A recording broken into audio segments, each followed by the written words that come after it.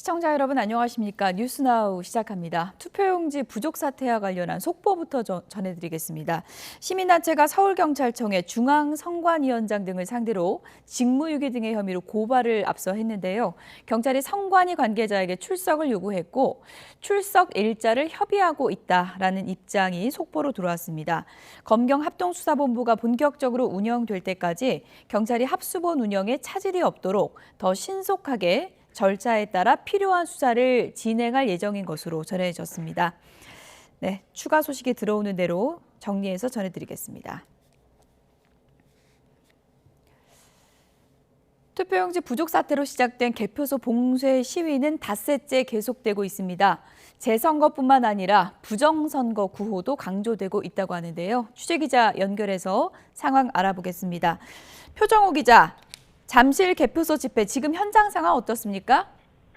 네, 주말이 지나고 평일이 되면서 시위 규모가 눈에 띄게 줄었습니다. 경찰 비공식 추산 오전 11시 기준 약 350여 명 정도가 개표소 주변에 모여 농성을 벌이고 있습니다.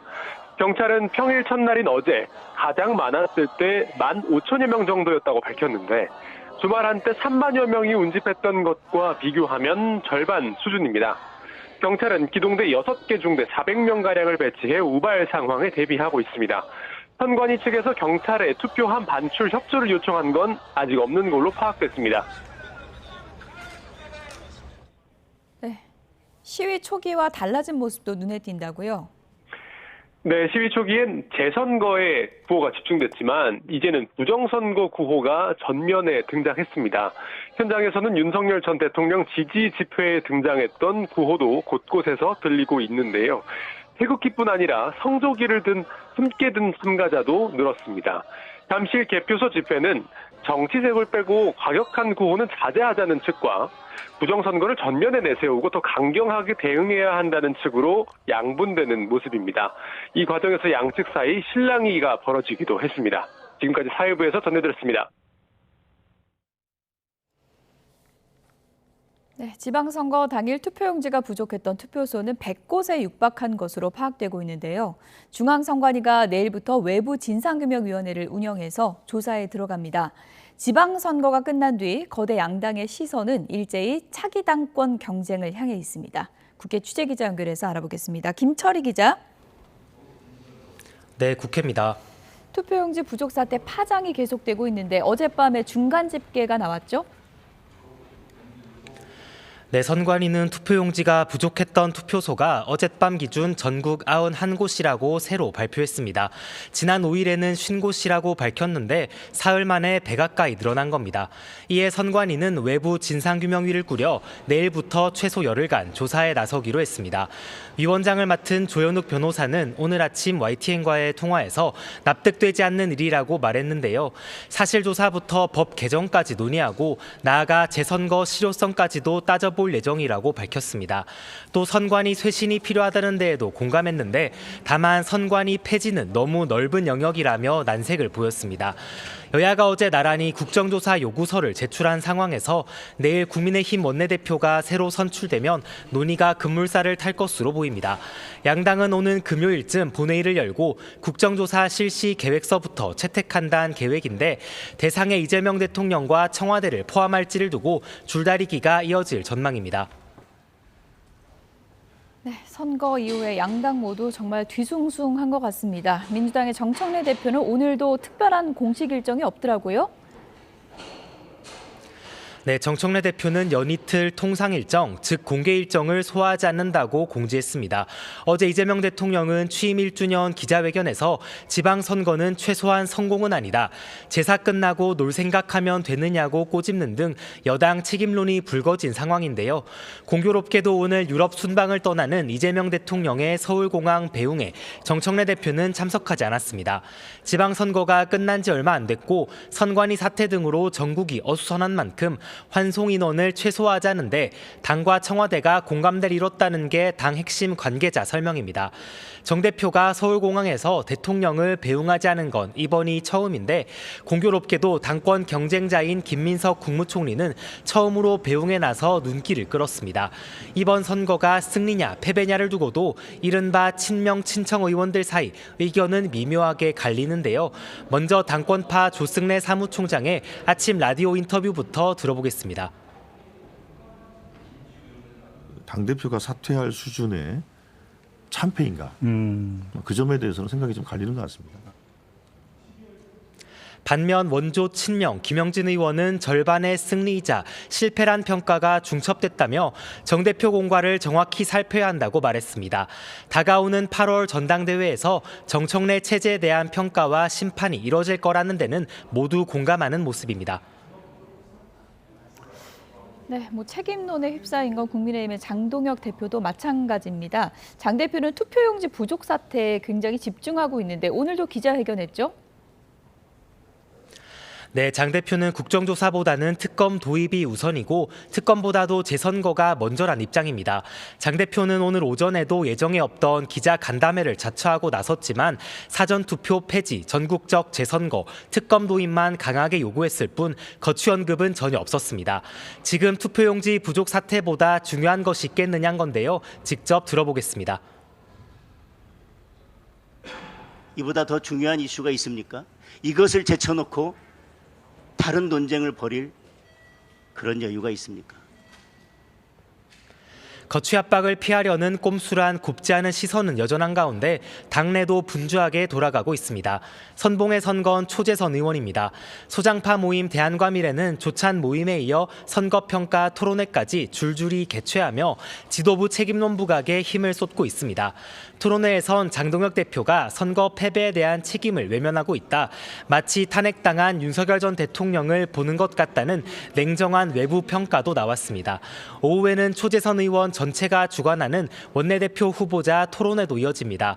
지방선거 결과 분석은 물론 장동혁 대표의 거취 문제, 한동훈 의원 복당 문제 등이 주요 의제가 될 것으로 보이는데요. 차기 원내 사령탑 후보들이 어떤 답을 내놓을지가 관심이지만 지도부를 사퇴시킬 뾰족한 방법은 없고 원내대표 선거에서도 이변은 없을 거다. 무력감도 감지됩니다. 지금까지 국회에서 전해드렸습니다. 네, 이재명 대통령은 G7 정상회의 참석을 위해서 오늘 유럽 순방길에 올랐습니다. 첫 방문지인 벨기에부터 이탈리아, 교황청 등 열흘간 유럽 외교를 이어가게 됩니다. 청와대 연결해서 이 소식 알아보겠습니다. 홍민기 기자, 이 대통령 몇 시쯤 출발했습니까? 네, 이재명 대통령과 김혜경 여사, 수행단 등을 태운 공군 1호기는 오늘 오전 9시쯤 첫 순방지인 벨기에로 출발했습니다. 경기도 성남 서울공항에는 김민석 총리와 윤호중 행정안전부 장관, 강훈식 대통령 비서실장 등이 나와 이 대통령을 배웅했습니다. 이 대통령의 유럽 방문은 취임 후 이번이 처음으로 벨기에 도착 직후 현지 동포 간담회로 일정을 시작합니다. 이어 현지 시각 10일에는 벨기에 총리, 국왕과 각각 면담하고 양국 수교 125주년을 기념할 예정입니다. 같은 날 안토니오 코스타 EU 정상회의 상임의장, 우르줄라 폰데어라이엔 EU 집행위원장과의 정상회담도 계획돼 있습니다. 다음 순방국인 이탈리아에선 국빈 자격으로 조르자 멜로니 총리와 정상회담을 하고 대통령과 상하원 의장 등 주요 인사들을 면담합니다. 현재 시각 14일부터는 교황청을 방문해 레오 14세 교황과 처음으로 만나고 특별 미사에 이어 직접 연설도 할 예정입니다. 오는 16일부터 17일까지는 프랑스 에비앙에서 개최되는 주요 7개국 G7 정상회의에 2년 연속 초청국 정상 자격으로 참석하는데 트럼프 미국 대통령과 양자 회담이 성사될지도 주목됩니다. 청와대는 이번 유럽 순방과 G7 정상회의 참석을 통해 유럽으로 본격적인 외교 지평을 넓히고 국제사회의 주요 이슈에 적극적으로 참여해 글로벌 책임 강국으로서 위상 확립에도 기여하겠다는 방침입니다. 또 현지 기업인들과 간담회를 통해 우리 기업들의 유럽 수출기를 확보하는 기회로 삼겠다는 전략도 있습니다. 특히 레오 14세 교황과 만남을 통해 교황의 북한 방문 등 한반도 평화 메시지가 발표될 수 있을지도 주목됩니다. 지금까지 청와대에서 전해드렸습니다. 검은 월요일에 폭락했던 코스피가 오늘은 매수 사이드카가 발동되는 등 높은 상승세로 하락분 난회에 나섰습니다. 천선 아래로 떨어졌던 코스닥도 마찬가지로 가파른 상승세에 매수 사이드카가 발동됐는데요. 취재기자 연결해서 자세히 알아보도록 하겠습니다. 윤태인 기자, 코스피가 오늘은 강세를 보이고 있죠? 네, 오늘 코스피는 2.85% 오른 7,697로 출발했습니다. 개장 직후 지수 상승폭은 더욱 확대돼 현재는 7,700대에서 거래되고 있습니다. 코스피는 이런 급등세에 개장 12분 만에 5분 동안 프로그램 매수 호가 효력이 정지되는 매수 사이드카가 발동됐습니다. 코스피 시장에서는 개인과 기관이 순매수하며 지수를 올리고 있고 외국인이 순매도하고 있습니다. 이런 상승세에 코스피 대장주인 삼성전자는 30만 전자를 회복해 4% 가까이 올랐고 SK하이닉스도 7% 넘게 오르며 206만 닉스 자리를 회복했습니다. 오늘 코스피는 미국 반도체주의 반등과 코스피 200 야간 선물의 강세, 환율 진정 등에 힘입어 어제 폭락분을 만회할 전망이라는 분석이 나옵니다. 코스닥 시장에서도 상승세는 이어졌습니다. 코스닥은 2.89% 오른 937로 출발한 뒤 가파른 상승세에 코스피와 마찬가지로 개장 20여 분 만에 매수 사이드카가 발동됐습니다. 코스닥 시장에서는 외국인과 기관이 순매수하고 있습니다. 네, 그럼 원달러 환율 상황은 어떻습니까? 네, 오늘 서울 외환시장에서 원달러 환율은 5.6원 내린 1,529.4원으로 출발했습니다. 현재는 그보다도 10원 넘게 내린 1,510원대 중후반에서 거래되고 있습니다. 이란과 이스라엘의 무력 충돌 영향으로 장중 한때 5% 넘게 올랐던 국제유가는 양국이 상호 공격 중단을 선언하면서 상승폭을 상당 부분 반납해 마감했고 현재도 하락 추세를 이어가고 있습니다. 브렌트유는 배럴당 93달러 선에서 거래되고 있고 미국 서부 텍사스선 원유도 배럴당 90달러 선에서 거래되고 있습니다. 주요 6개국 통화와 비교할 때 달러의 가치를 나타내는 달러 인덱스는 99.96을 기록하고 있습니다. 오늘 환율은 유가 상승폭도 축소됐고 에너지발 인플레이션 우려도 일부 완화돼 달러가 약세로 이어질 것이라는 분석이 나옵니다. 또 어제 외환 당국의 구두 개입 등 환율 안정화 조치가 환율 하락을 뒷받침할 것이라는 전망도 나옵니다. 지금까지 외환거래 현장에서 YTN 윤태인입니다. 젠슨당 엔비디아 최고 경영자가 닷새간의 방한 일정을 마치고 출국했습니다. 황 CEO는 오늘 오전 서울 강서구 김포 비즈니스 항공센터에서 취재진과 만나 자신과 가족 모두 진심으로 환대받는다고 느꼈다고 방한 소감을 밝혔습니다. 이어서 방한 성과에 대해 SK하이닉스와 사업 확장 및 협력 다각화를 위한 단연간의 파트너십을 체결하는 등 매우 좋은 미팅을 가졌고 매우 좋은 파트너십도 발표했다고 설명했습니다. 황 CEO는 한국에는 로봇공학과 AI 인프라 분야에서 정말 큰 기회가 있다면서 함께 미래를 만들어 나가는 것에 강한 동기부여와 설렘을 느낀다고 강조했습니다. 북한 매체들도 어제 평양을 방문한 시진핑 중국 국가주석 관련 소식을 오늘 오전부터 집중적으로 보도하고 있습니다. 김정은 국무위원장과 시 주석의 정상회담에 대해선 북중 관계에 새로운 장을 열었다고 평가했습니다. 취재기자 연결합니다. 이종원 기자, 먼저 조선중앙TV가 조금 전부터 어제 행사 모습을 보도하기 시작했다고요? 네, 그렇습니다. 조선중앙TV는 오늘 오전부터 시진핑 주석의 평양 방문 소식을 관련 영상과 함께 집중적으로 보도하고 있습니다.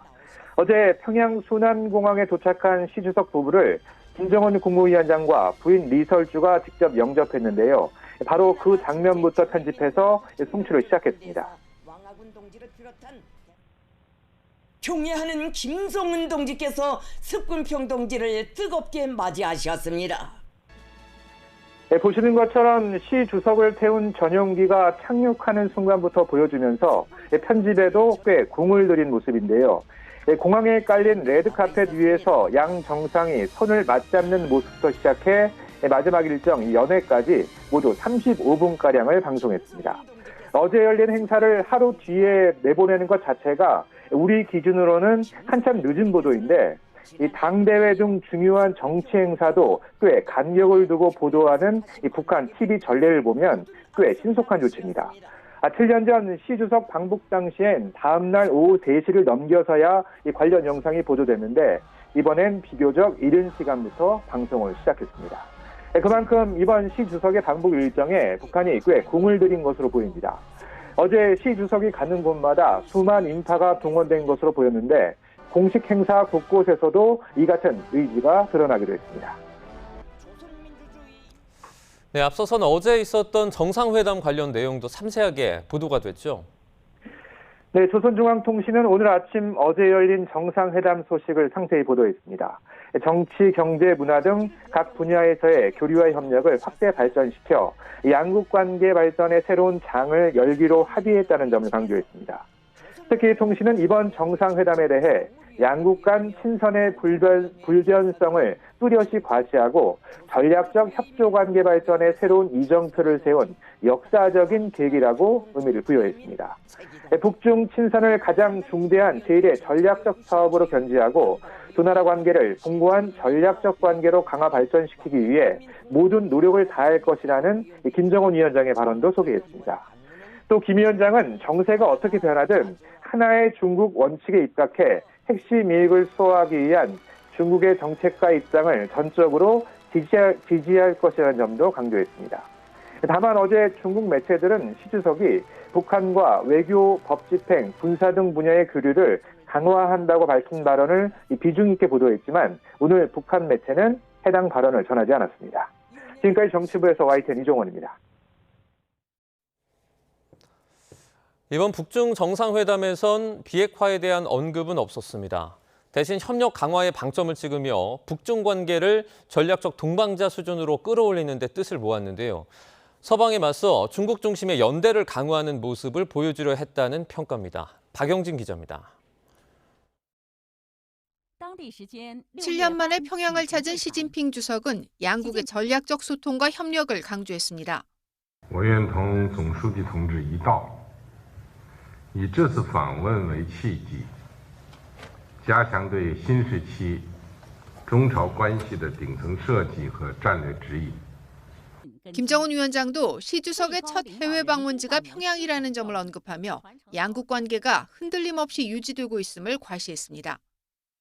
그 어떤 국제 정세의 격변 속에서도 역사의 검증을 받은 조중 친선 관계가 얼마나 공고한가를 다시 한번 과시하게 될 거라고 생각합니다.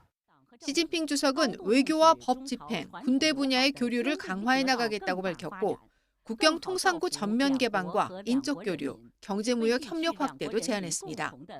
김정은 위원장도 화답했습니다. 북중 관계가 북한의 제1 전략 사업이라고 강조하며 하나의 중국 원칙에 대한 확고한 지지도 재확인했습니다. 이번 북중 정상회담에서 비핵화에 대한 언급은 없었습니다. 대신 양측 모두 전략적 협력에 방점을 찍었는데 북한이 거부하는 비핵화 문제를 언급하지 않으면서 미국에 맞서 북중러 연대 강화를 모색한 거라는 분석이 나옵니다. 정상회담 뒤 이어진 만찬에서 시 주석은 양국 관계는 새로운 역사적 출발점에 서 있다며 중요한 합의를 이뤘다고 밝혔고 김 위원장도 새로운 정세 변화에 맞춰 양국 관계를 추진하는 데 공감했다고 말했습니다. 외신들은 이번 정상회담이 북중 관계를 전략적 동반자로 격상하고 서방에 맞서 중국 중심의 연대 강화를 추진하는 계기가 됐다고 평가했습니다. 또한 북한은 러시아와의 밀착을 지렛대로 활용해 경제적 실익을 극대화할 기회를 확보하려 할 것이라고 분석했습니다. YTN 박영진입니다. 미국 트럼프 행정부는 북중 정상회담에 대해 트럼프 대통령과 시진핑 중국 국가주석이 지난달 북한 비핵화라는 목표를 재확인했다고 밝혔습니다.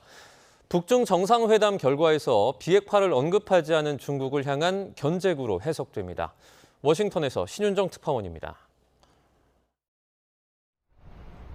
미국 국무부는 베이징에서 트럼프 대통령과 시진핑 주석이 북한 비핵화라는 공유된 목표를 확인했다고 밝혔습니다. 북중 정상회담 결과에 대한 입장을 묻자 미 국무부 대변인 명의로 짧은 논평을 낸 겁니다.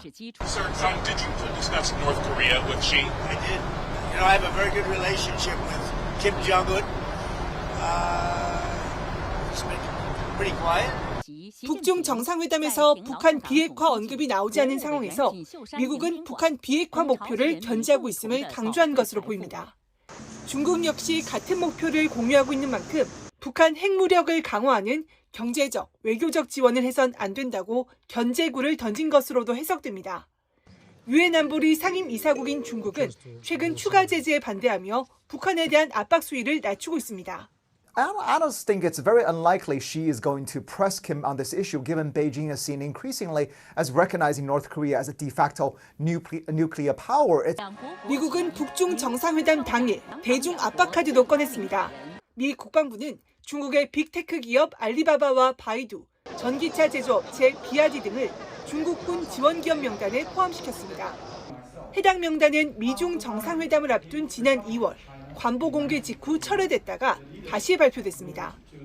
북중 정상회담 직후 비핵화를 재강조하고 중국 기업에 대한 압박도 제기하면서 트럼프 행정부가 다시 중국 견제 수위를 높이고 있다는 분석이 나오고 있습니다. 워싱턴에서 YTN 신윤정입니다. 2달 만에 재개된 이란과 이스라엘의 무력 공방이 전면전 위기로 치달았다가 하루 만에 일단락됐습니다. 트럼프 미국 대통령의 압박에 양측이 일단 교전을 중단한 건데 불씨는 여전히 남아 있습니다. 런던에서 조수연 특파원입니다. 이란군은 이스라엘의 베이루트 공습에 대한 보복으로 이스라엘 본토에 20여 발의 탄도미사일을 퍼부었습니다. 반격에 나선 이스라엘군은 이란 주요 도시에 2차례 보복 공습을 실시했습니다. 전투기 수십 대로 이란 중서부 방공망 9곳과 남서부 석유화학단지를 폭격했습니다. 그러자 이란군은 다시 이스라엘 하이파의 석유화학시설을 타격하며 영내 모든 에너지 시설로 확전을 위협했습니다. آمریکا مسئولیت مستقیم داره در هر اقدامی که رژیم صهیونیستی در رابطه با نقض صلح و امنیت منطقه‌ای در قبال ایران انجام میده. 군사 충돌이 전면적 위기까지 치닫자 도널드 트럼프 미국 대통령이 SNS를 통해 즉각 멈추라고 양측에 촉구했습니다. 이에 이란군이 먼저 이스라엘에 대한 작전을 중지한다고 선언했습니다. 하지만 레바논 남부를 계속 공격하면 이전보다 훨씬 더 강력하고 압도적으로 대응하겠다고 경고했습니다. 베냐민 네타냐후 이스라엘 총리도 트럼프 대통령과 통화한 뒤 이란에 대한 공습을 일시 중단한다고 밝혔습니다. במידה שמשטר הטרור יעשה את הטעות ויחזור לתקוף אותנו, נגיב בעוצמה. 네타냐후 총리는 또 현재 이란과 헤즈볼라가 그 어느 때보다 약해진 상태이지만 이들을 상대로 한 투쟁은 아직 끝나지 않았다고 강조했습니다.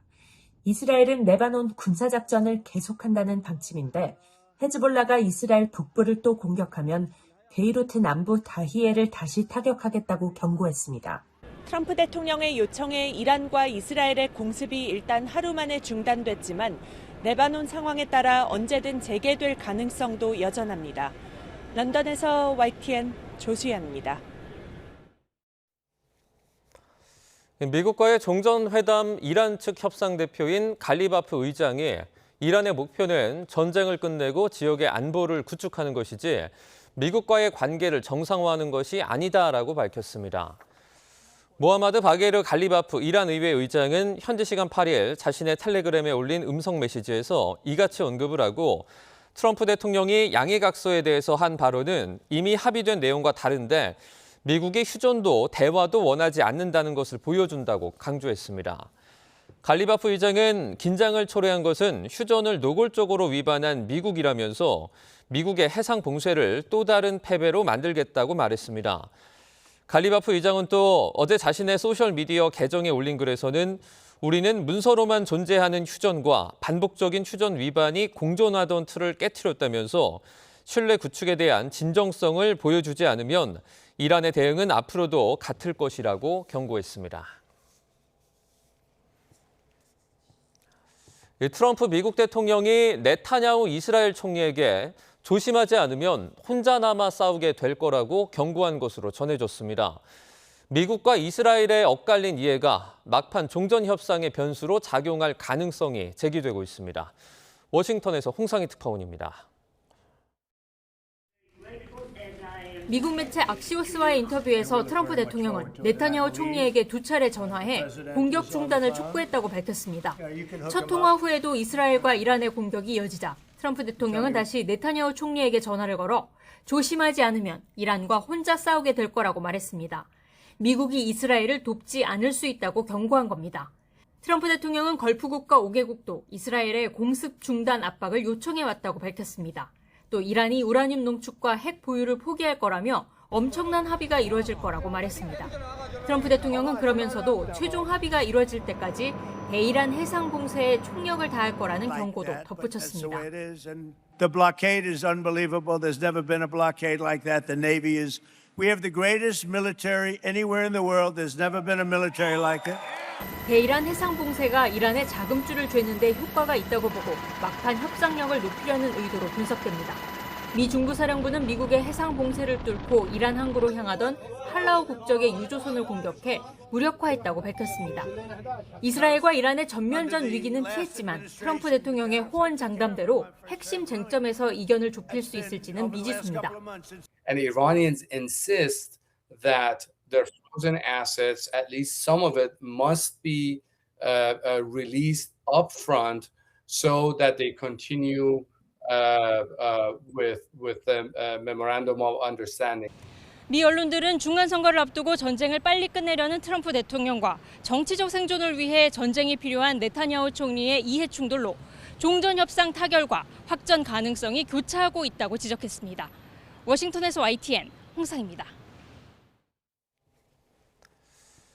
프리랜서 마취과 의사가 또 다른 병원 일정으로 자리를 비운 사이에 마취 상태였던 환자가 심정지 상태에 빠진 사건, YTN이 단독으로 전해드렸는데요. 이렇게 동시에 여러 병원에서 일하는 프리랜서 마취과 전문의의 규모가 처음으로 확인됐는데 의사 한 명이 최대 14곳에서 일을 하기도 했습니다. 송수영 기자가 단독 보도합니다. 지난 1월 서울 강남에 있는 한 병원에서 팔꿈치 수술을 받은 40대 여성이 심정지 상태에 빠졌다가 5개월 가까이 지난 현재까지 의식 불명 상태입니다. 당시 부분 마취에 진정제까지 투여한 환자 상태를 살펴야 했던 마취과 전문의는 수술 중 병원을 떠난 상태였습니다. 마취하고 별 문제가 없을 것 같아가지고 다른 병원에 일이 생겨가지고 이동하는 중이었습니다. 각 병원 일정에 맞춰 여러 곳을 돌며 일하는 이른바 프리랜서 마취인은 이미 업계에서는 고소득이 보장되는 걸로 알려졌습니다. 등록망 양쪽에 놓으면은 수술을 월요일에 이쪽 병원에서 몰아서 하고 화요일에 이쪽 병원에서 몰아서 하면 충분히 가능한 시스템입니다. 병원 한 곳에 전속되지 않고 2개 이상의 병원에서 일하는 프리랜서 마취인은 아름아름 소규모 조직으로 활동해 통계로도 잡히지 않았는데 YTN 취재 결과 올해 3월 말 기준 동시에 2개 이상의 의료기관에서 일한 마취통증의학과 전문의는 모두 369명에 달하는 것으로 파악됐습니다. 지난 2023년 299명에서 2024년에는 331명, 지난해에는 366명으로 매년 30여 명씩 불어났습니다. 지난해 말 기준으로 마취과 전문의 1명이 동시에 병원 14곳에서 일한 경우도 있는 것으로 나타났습니다. 수술 건수가 많은 빅5 병원의 마취과 전문의가 한 곳당 30명에서 70명 선으로 다 합쳐도 250명 정도인 것을 고려하면 적지 않은 숫자입니다. 메뚜기 근무라고 할 정도의 그런 문화가 생길 정도로 상당히 오랫동안 지적된 문제거든요. 환자 안전이나 의료진의 책임성보다 회전 구조에 맞춰진 지금의 의료 시스템을 저는 개선할 필요가 있다고 봅니다. 병원에 소속되지 않은 프리랜서라는 근무 형태가 수술실에 누운 환자에 대한 책임감마저 가볍게 만드는 핑계가 돼선 안 된다는 지적이 나옵니다. YTN 송수연입니다.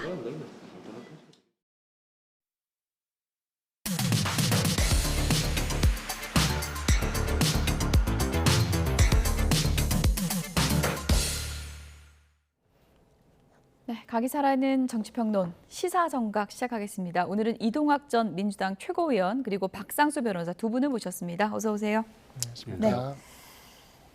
지방선거 이후에 여야 대표 모두 기로에 섰습니다. 먼저 민주당부터 가보겠습니다. 관련 영상 보시죠.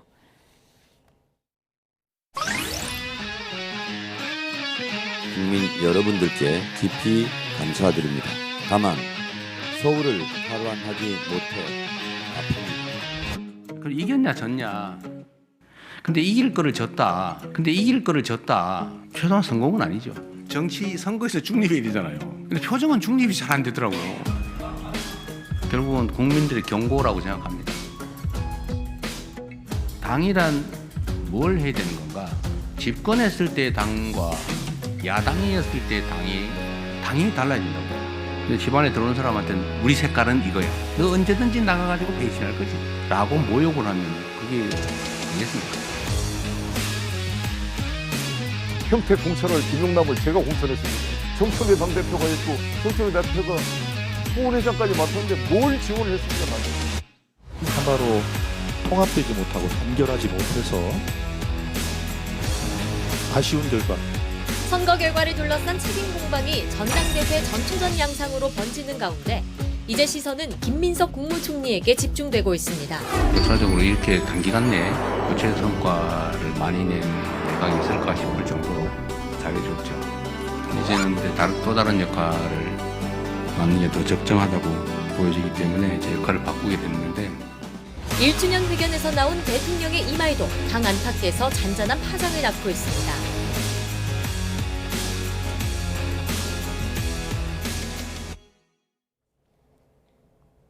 네, 이제 진짜 서막이 오른 것 같습니다. 당장 지방선거 성적표를 놓고도 당과 청의 해석이 엇갈립니다. 이동학 최고위원님, 네. 이재명 대통령이 어제 이길 곳을 졌다. 최소한 성공이 아니다. 이렇게 명확하게 얘기를 했습니다. 앞서 정청래 대표는 전국적으로 큰 승리를 거둔 것이다라고 얘기를 했거든요. 해석이 상당히 다른 것 같아요. 좀 냉정하게 판단을 해봐야 된다라는 생각이고요. 예. 대통령께서 여기에서 나와가지고 우리의 승리를 자축합시다. 라고 할 수는 없는 노릇이잖아요. 예. 만약 그렇게 하면 또 선거 끝났다고 바로 오만하다, 이 국민들을 또 무시한다 이런 이야기들이 나왔을 것이고 대통령으로서는 당연히 한껏 낮춰야 되는 것이고 당대표도 그런 부분들은 일정 부분 인정하고 있는 것 같아요. 그러니까 객관적으로 백서를 만들겠다라고 얘기를 하는 것이고 다만 그 백서가 또다시 어떤 자의적인 어떤 사람들이 들어가가지고 실제로 어느 한쪽으로의 목소리만 다 모아지면 안 되겠죠. 그래서 객관적으로 이 부분은 검증이 돼야 되는 것이고 예. 또 이번에 예를 들면 2030의 표심 서울에서 도대체 왜 이렇게 났는가 이 의견들이 분분한데 예. 실제로 앞으로도 미래 세대 유권자들 그리고 지금 현재 청년 세대와 함께 가지 못하는 정당은 미래가 있다 볼 수 없잖아요. 그런 측면에서도 뼈아픈 대목들이 있습니다. 특히나 평택이나 부산 북갑 같은 경우는 기대를 상당히 많이 했어요. 그리고 어쩌면 대구도 한번 우리가 해볼 수 있다라고 처음에 선거전이 시작됐는데 결과가 이렇게 나오다 보니까 실제로 저희들이 어디에서 무엇 때문에 이렇게 비롯됐는가 부분에 대해서는 철저하게 조사해보고 그다음에 그 자료도 만들어야 된다 이렇게 봅니다. 네. 그런데 단순히 좀 몸을 낮춘 걸 넘어서서 지도부를 향한 그 이재명 대통령의 발언 수위가 상당히 셌다 이런 반응이 많은 것 같습니다. 당이란 뭘 해야 되는 것인가 이런 얘기도 있었고요. 그릇이 돼야 된다 이렇게까지 얘기했거든요. 어떤 대목에서 이런 얘기가 나왔다고 보세요?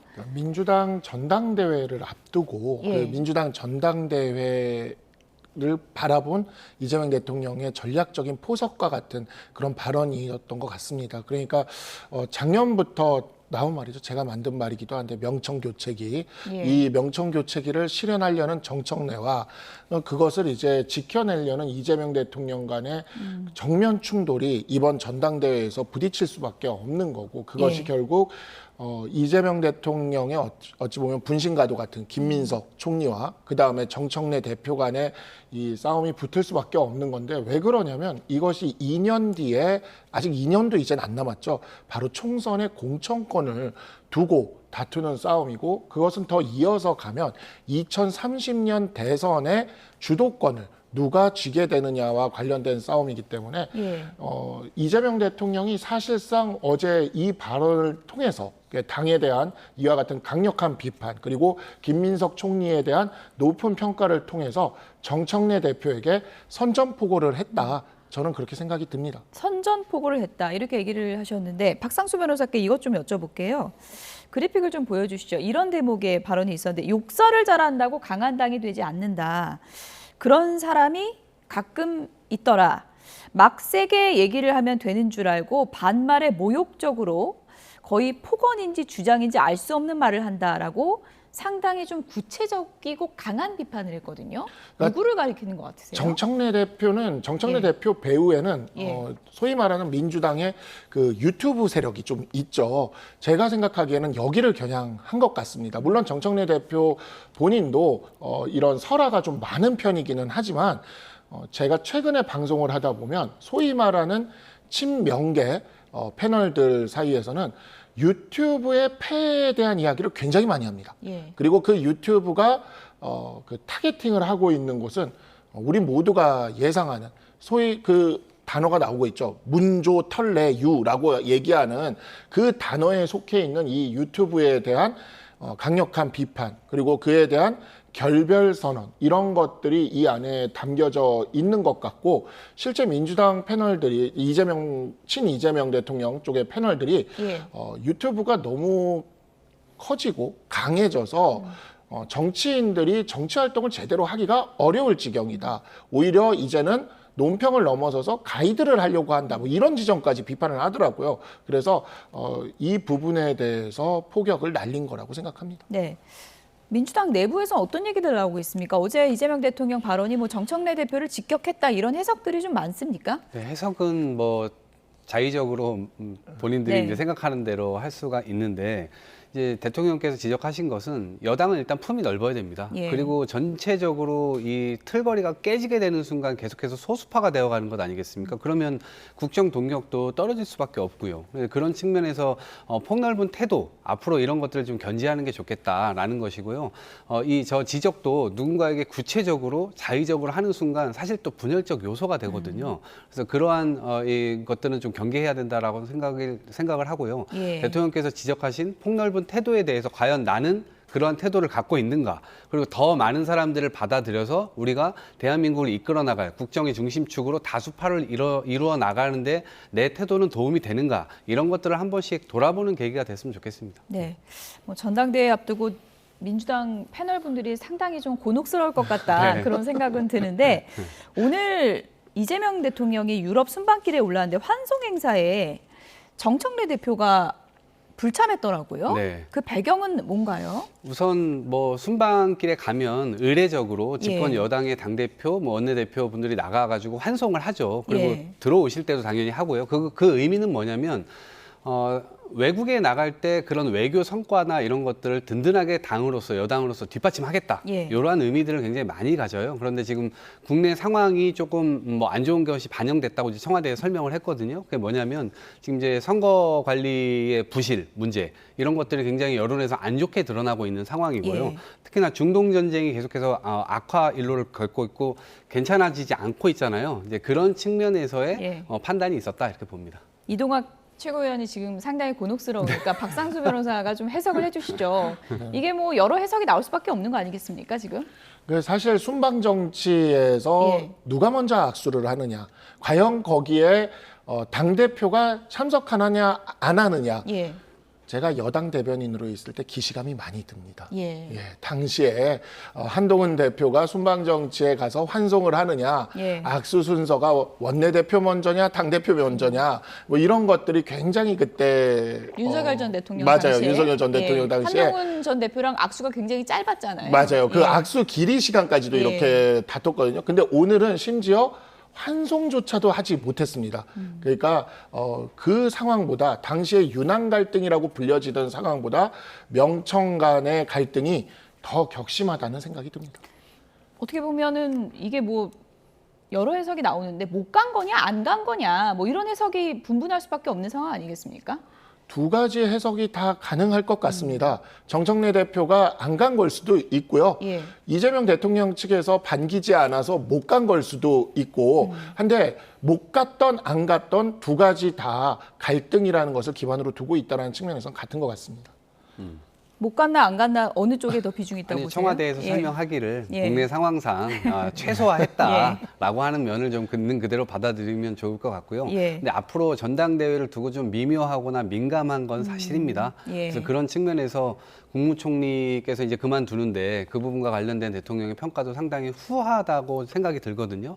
근데 약간의 의중이나 이런 것들이 좀 읽힐 수 있는 대목이 아닐까 싶습니다. 어제 이제 김민석 총리에 대해서는 단기간 내에 구체적 성과를 많이 낸 내각이 있을까 싶을 정도로 잘해줬다. 네. 이렇게 얘기를 했고 이제는 또 다른 역할을 맡기는 게 더 적정하다고 보인다. 이렇게 대통령이 발언을 했거든요. 어떻게 보면은 좀 의중을 확실하게 드러냈다. 이런 해석도 나오고 있습니다. 저도 그렇게 보는 게 맞는 것 같습니다. 왜냐하면 대통령에 대해서 김민석 총리에 대한 신뢰, 신임 이런 것들이 상당히 두터워 보여요. 왜냐하면 이미 국무총리 되시기 전부터 당에 있을 때 당대표를 했고 또 수석 최고위원을 했잖아요. 예. 당시에 뭐 그 계엄이나 이런 것들의 강들을 저희가 건너기 위해서 상당히 노력을 많이 했는데 당시 윤석열 정권을 향해서 당을 상당히 안정화하는 데 있어서 수석 최고위원으로서 역할을 상당히 많이 했거든요. 근데 그 측면에서 신임을 샀는데 그 이후 정권을 얻고 나서 바로 초대 국무총리로 지명을 했고요. 이 과정이 사실은 뭐 저희가 얘기했었던 내란 종식 뭐 하는 그 과정도 있었습니다만 네. 내각이 굉장히 어수선했잖아요. 그 내각을 총괄하는 그 총리의 자리에 직분에 김민석 총리가 그 자리에 있음으로 인해서 상당히 안정화되는 그런 측면들을 그것에 대한 평가를 대통령께서 후하게 하고 계신다라는 생각이 들고 무엇보다도 뭐 외교라든가 아니면 산업이라든가 이런 것들에 대한 성과도 상당 부분 안정화시키는 데 있어서의 성과를 좀 냈기 때문에 그 부분에 대한 평가 그리고 앞으로는 당으로 돌아가서 당을 좀 안정화시키고 그를 통해서 국정을 뭐 든든하게 뒷받침하는 데의 역할을 이런 것들에 대한 기대감까지 표현한 것이 아닌가 이렇게 생각합니다.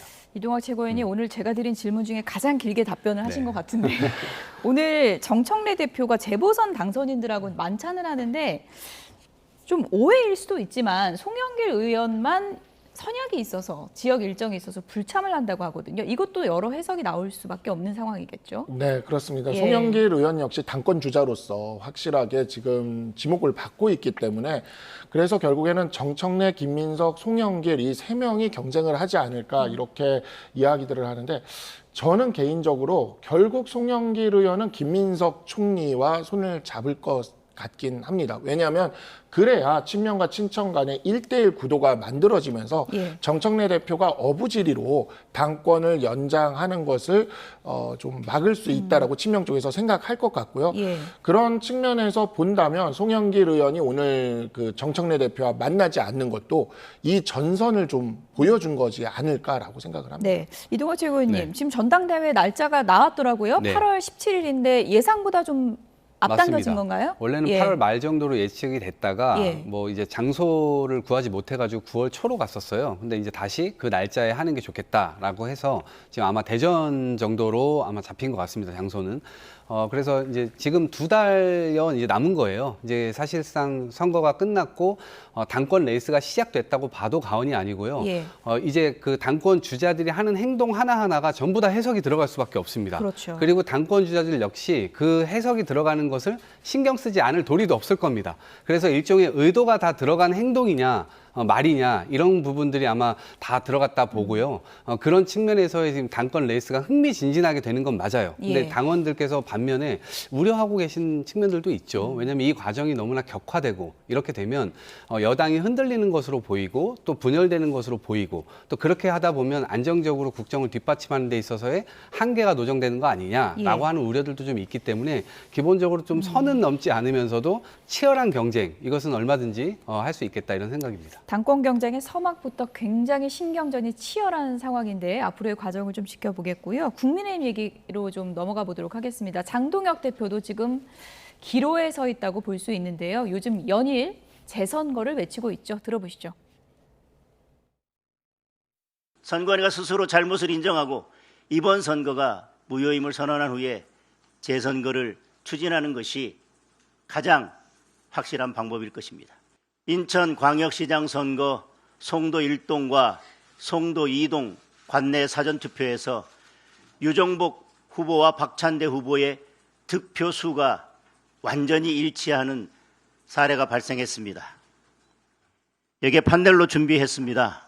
그런데 이렇게 유정복 후보와 박찬대 후보의 득표수가 완전히 일치할 확률이 5억 9천만 분의 1입니다. 이 모든 게 사전투표 탓에 빚어진 사태임은 자명하다는 의견까지 나왔다고 합니다. 많은 국민들도 사전투표에 의구심을 품고 있습니다. 이번 참정권 박탈 사태 역시 사전투표가 그 원인 가운데 하나입니다.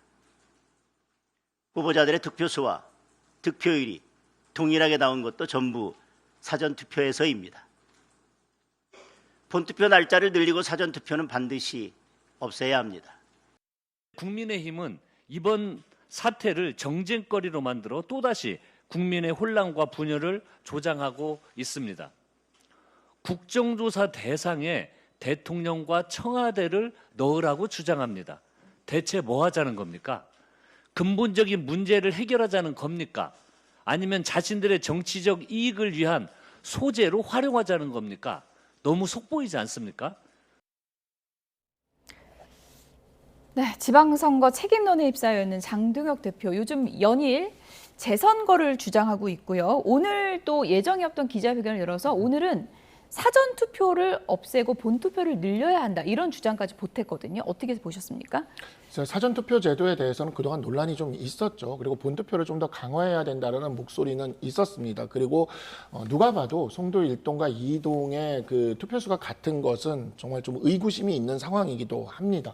그렇기 때문에 이런 부분에 대해서 충분히 그 이야기할 수 있는 사안이라고는 보여요. 그리고 이거는 선거제도의 제도 개선과 관련된 것이기 때문에 야당의 대표로서 할 수 있는 이야기라고 생각을 합니다. 다만 이제 조금 있다가도 나오겠지만 현실적으로 지금 실효적이지 않은 이 재선거 이야기를, 그러니까 물론 이제 시민들의 요구사항이 있기는 하지만 그냥 무책임하게 야당 대표인데 그 집회만 계속 이렇게 마스크 쓰고 모자 쓰고 나가면서 이렇게 하는 거는 좀 무책임하지 않나. 그래도 제도에 대한 이야기를 꺼내기 시작한 거는 그래도 조금 나아졌다라는 생각은 듭니다. 네, 재선거가 현실적으로는 불가능하고 거의 불가능한 일이지만 이런 제도에 대해서 문제 제기하는 거는 야당 대표로서 할 수 있는 얘기다라는 입장인데 어떻게 보셨어요? 그렇습니다. 저희가 선거제도 개혁 TF 이제 국회에 만들지 않습니까? 예. 그러면 여야가 함께 들어와가지고 저런 이야기들도 다 녹이면 됩니다. 그리고 그래도 뭐 좀 의심적인 부분이 있다면 앞으로 진행되게 될 국정조사에서 저런 점들을 충분히 지적하고 선관위로부터 답변을 만들어내거나, 혹은 저 자리에서 지금 예를 들면 송파 뭐 공원에 모여 있으신 분들, 말씀 중에 죄송한데 저 사람이 누군가 하실 텐데 장동혁 대표라는 점을 그렇습니다. 말씀드립니다. 장동혁 대표가 예. 본인이 당대표인 걸 좀 숨기고 어쨌든 시민 속으로 들어가서 저렇게 재선거를 외치고 있는데 저게 시민들이 외치는 거하고 야당의 대표가 저런 이야기를 하는 것이 완전히 다릅니다. 왜 그러냐면 지금 야당에 있는 소장파 의원들도 아니 당대표가 도대체 당으로부터 의총을 열어가지고 혹은 당원들의 총의를 모은 채 재선거를 모은 의견이 아닌데 왜 자기 의견을 그렇게 내냐. 그리고 이것에 대해서 뒷단에서는 어떤 일들이 발생하는지 프로그램을 제시해라 라고까지 얘기를 하고 있습니다. 그런데 제시 못하고 있잖아요.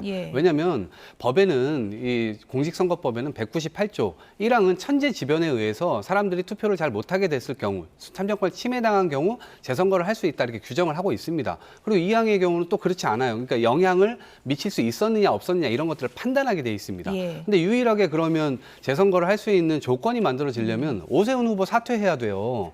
오세훈 후보가 이거 부정선거다, 부실선거다, 이거 나 못 받아들이겠다 하고선 사퇴를 해야 그 지역에 관해서 저희가 보궐선거를 할 수가 있는 겁니다. 근데 지금 사실상 자기가 물러나는 것을 막는 이 함의가 있는 것과 동시에 오세훈 후보가 앞으로 보수에서 대선 주자가 될 것 같으니까 한동훈 후보와 함께 두 축이 설 거 아닙니까? 그럼 이제 본인의 입지가 줄어드니까 오세훈 후보를 견제하는 거 아니냐라는 얘기가 당 내에서부터 지금 나오고 있는 겁니다. 그래서 장동혁 대표의 수가 너무 얕고 이렇게 다 눈에 보이는 수들을 하다 보니까 실제로는 저기에 힘이 실리기는 굉장히 어렵다라고 봅니다. 네, 집회 현장에서 이제 2030이 정치인들이 이제 오는 걸 극도로 이제 경계하고 있고 그렇다 보니까 이제 모자에 마스크까지 끼고 가서 이제 시위를 같이 하고 있는 장동혁 대표 모습도 보여드렸는데 지금 제일 난감한 사람은 오세훈 시장일 것 같아요. 내가 어떻게 됐는데 지금 야당 대표가 지금 재선거를 주장하나 좀 당황스러울 것 같은데요. 그러니까 오세훈 시장이 그래서 최근 언론 인터뷰에서 재선거의 요건이 굉장히 높다라는 것을 이야기를 했죠. 실제로 재선거가 이루어지려면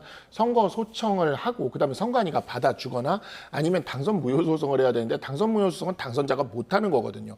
근데 지금 선거 소청을 당의 당무감사위원장이라는 2호선 위원장이 개인 자격이라 그러면서 지금 내겠다고 하고 있어요.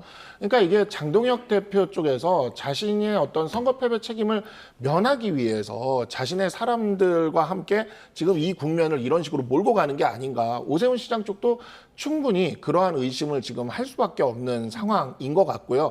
그런 측면에서 오세훈 시장이 이번에 그 재선거의 요건이 굉장히 높다라는 것에 대해서 설명을 한 거는 법률가 출신이기도 하고 선거 당사자로서 할 말을 한 것이라고 생각을 합니다. 박상수 변호사님도 이제 법조인이시니까 이게 이긴 쪽에서 재선거를 하자고 할 수 있는 거예요? 없습니다. 불가능합니다. 그러니까 선거 소청은 이제 선관위에 대해서 선관위가 그렇게 할 수는 있는 건데 그건 누구든 할 수 있으니까. 근데 당선 무효 소송은 진 후보만 할 수가 있습니다. 그래서 진 후보라 하면 정원호 후보가 지금 해야 되는데 정원호 후보가 승복을 해버렸거든요. 민주당에서 제가 민주당 패널분들한테 물어봐도 할 생각은 없다 그래요. 그런데 이제 천하람 원내대표 같은 사람들이 일정 지역에서 재선거를 할 수 있다라고 인터뷰를 하고 나오길래 선별적 재선거 선별적 이런 재선거 얘기를 하길래 그러면 개혁신당에 김정철 후보도 낙선을 했으니까 그럼 김정철 후보가 당선 무효 소송을 내면서 그런 이야기를 하면 진정성이 있는 건데 그런 게 아니면 그냥 이거는 그냥 논란을 만들기 용밖에 되질 않는다라고 제가 이야기를 한 바가 있는데 그 시민들은 그렇게 외칠 수 있습니다. 너무 분노했으니까.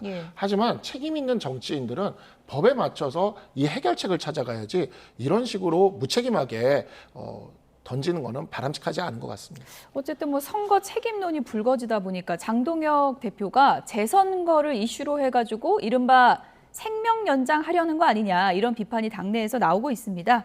박정하 국민의힘 의원 오늘 언론 인터뷰에서 이런 얘기를 했습니다. 들어보시죠. 당 안에서 의원들 사이에서 장동혁 대표 책임론을 본격적으로 제기를 안 하고 있어요? 없어요, 전혀. 제가 추측한데 보면 그냥 겁 나는데 얘기는 못 꺼내겠고 저는 일단 결론적으로는 사퇴 안 하고 버틸 거예요.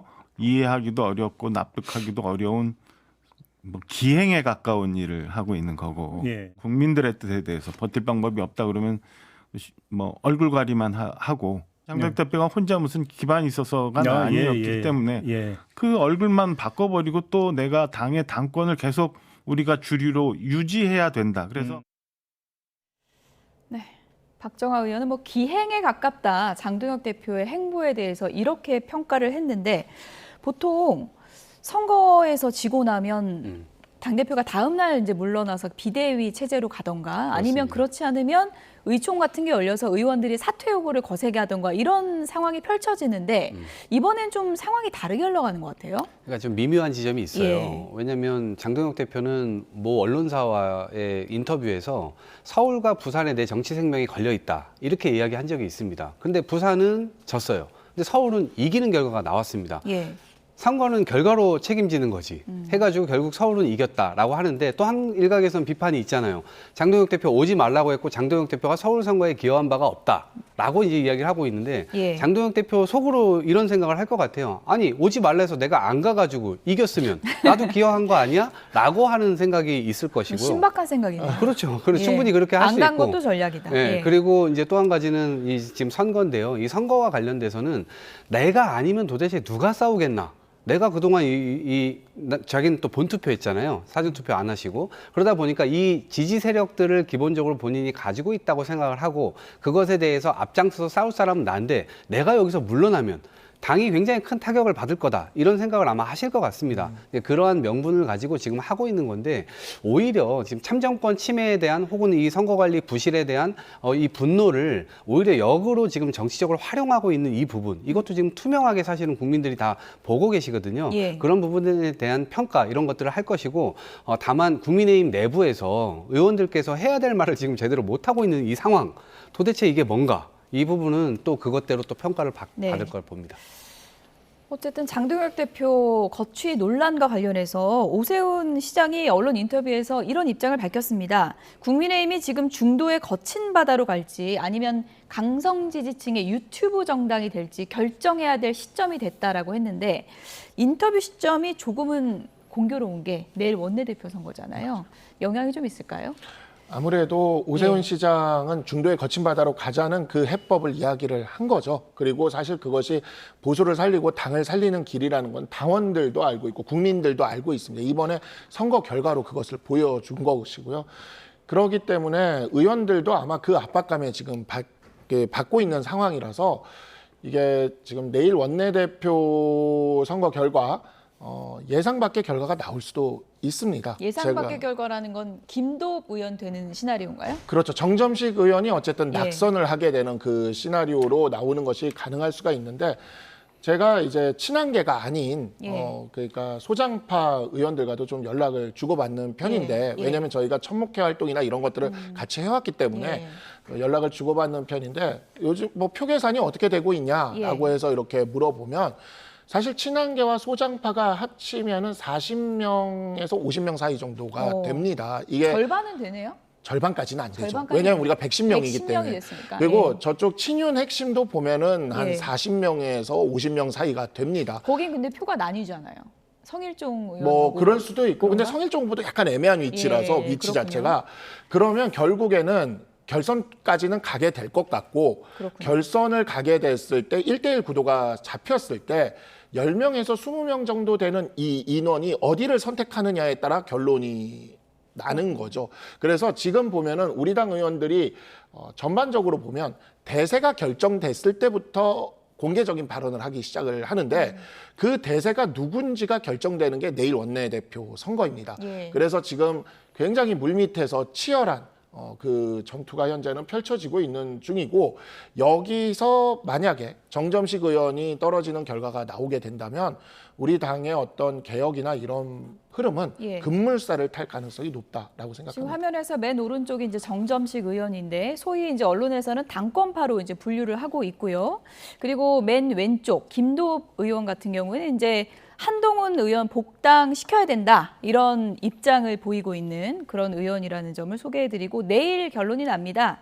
국민의힘의 원내사령탑이 내일 결론이 날 텐데 원내대표 선거는 보통 반장 선거라고 하잖아요. 그렇죠. 이게 뭐 여론조사 해볼 수도 없는 거고 의원들끼리 뭐 친필 편지도 돌리고 뭐 밥도 사고 뭐 이런다고 들었는데 맞습니다. 국민의힘이니까 얘기하기 편하실 거 아니에요. 누가 될 것 같으세요? 그러니까 의중을 잘 알 수 없습니다만 저는 저의 바람은 그래도 정점식 의원이 안 됐으면 좋겠다라는 생각은 하죠. 그리고 그나마 가능성이 높은 게 김도읍 의원 같아요. 근데 이게 구조가 명확합니다. 성일종 의원과 김도읍 의원은 장동혁 대표 사퇴.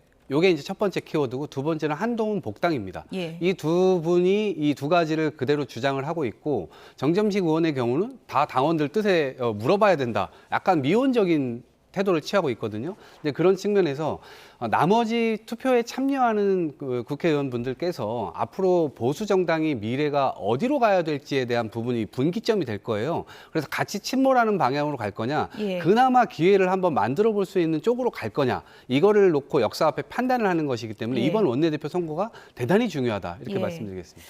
국민의힘을 위한 진정 어린 그런 얘기를 또 해주셨네요. 보수와 진보가 양날개로 나는 것이기 때문에요. 지금처럼 무너진 보수에서는 정치의 질이 낮아질 수밖에 없어요. 그렇기 때문에 국민들이 불행해지는 것이기 때문에 보수가 빨리 제자리를 찾아오기를 간절히 바랍니다. 네, 국민의힘이 내일 어떤 결론을 내릴지 지켜보겠습니다. 이동학 전 민주당 최고위원, 박상수 변호사 두 분이었습니다. 고맙습니다.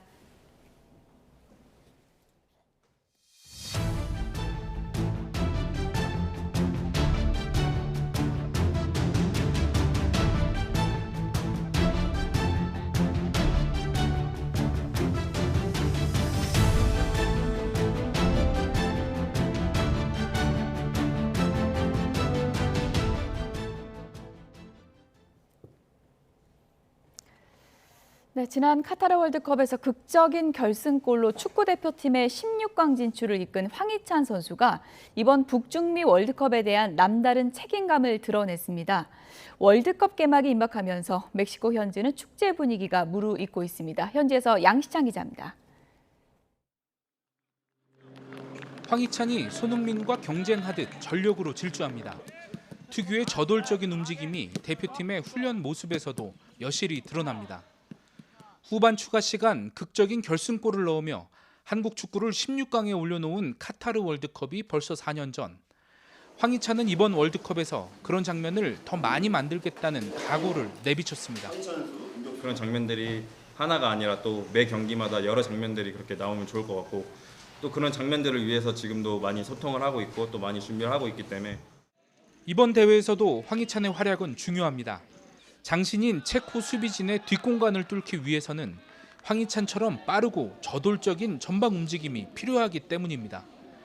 여기에 크레이츠와 라울 등 소속팀에서 한솥밥을 먹은 선수들이 많아 상대 전력 분석의 정보원으로서도 역할이 작지 않습니다.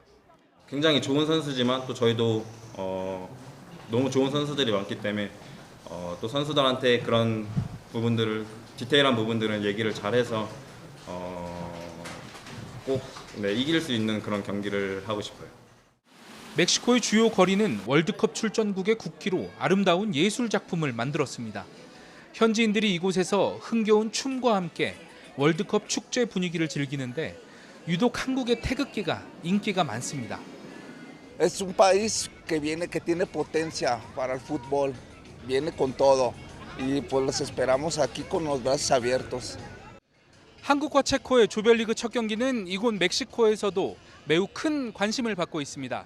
경기가 임박하면서 멕시코 특유의 흥겨운 축제 분위기도 갈수록 고조되고 있습니다. 과달라하라에서 YTN 양시창입니다. 네, 이처럼 달아오르는 현지 분위기 속에 북중미 월드컵이 이번 주에 개막을 합니다. 한국 대표팀 조별 경기는 오전에 몰려 있어 치맥 월드컵이 아닌 브런치 월드컵으로 불리는데요. 화면으로 보시죠.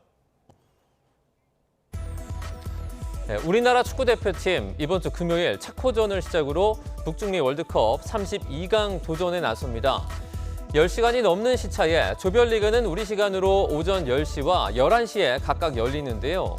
그래서 이번 월드컵 치맥 월드컵이 아닌 브런치 월드컵으로 불립니다. 직장과 학교, 카페에서의 틈새 응원이 늘어날 것으로 보입니다. 광화문광장 거리 응원 분위기도 사뭇 달라질 전망인데요. 가족, 친구들과 이렇게 또 함께 즐겼던 과거와 달리 직장 동료와 점심을 먹으면서 즐기는 이색적인 모습이 연출될 것으로 예상됩니다. 전 세계인의 열띤 응원 속에 올해 우승 트로피 누가 거머쥘까요? 영국 연구진이 슈퍼컴퓨터에 물었더니 리오넬 메시가 이끄는 아르헨티나가 우승 가능성이 가장 높다는 전망이 나왔습니다. 우리나라는 20위에 오를 거란 예측인데요. 월드컵을 향한 관심이 예전만큼 뜨겁진 않은 상황, 우리 대표팀이 단비 같은 소식을 전해줄지 주목됩니다. 개막을 앞둔 2026 북중미 월드컵에서 미국 정부의 강경한 반이민 정책과 중동 전쟁 여파로 외국 축구 팬들의 입국이 대거 무산되는 사태가 벌어지고 있습니다. 영국 BBC 방송에 따르면 본선 진출국 가운데 4분의 1 이상이 미국의 입국 금지 조치나 강화된 규제에 걸려서 해당 국가 팬들의 현지 경기 관람이 사실상 불가능한 상태입니다. 실제로 이란과 세네갈, 코트디부아르, 하이티 등은 대표팀이 본선에 올랐음에도 일반 국민 대상의 관광 비자 발급이 전면적으로 허용되지 않고 있습니다.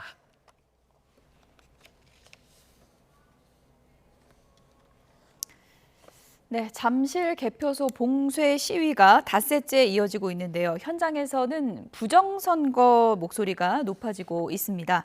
시위 닷새째를 맞은 오늘 서울올림픽공원 핸드볼 경기장 앞에는 오전 11시 기준 경찰 측의 추산 350명 정도가 모여서 시위를 진행 중인 것으로 파악됐습니다. 일부 시위대는 부정선거, 재선거, 당일 투표, 수개표 등의 구호를 외치며 태극기를 흔들고 있습니다. 또 지난 주말 시위에서 성조기를 자제해달라던 모습과는 달리 곳곳에 성조기와 부정선거 음모론 등이 적힌 피켓이 등장하기도 했습니다.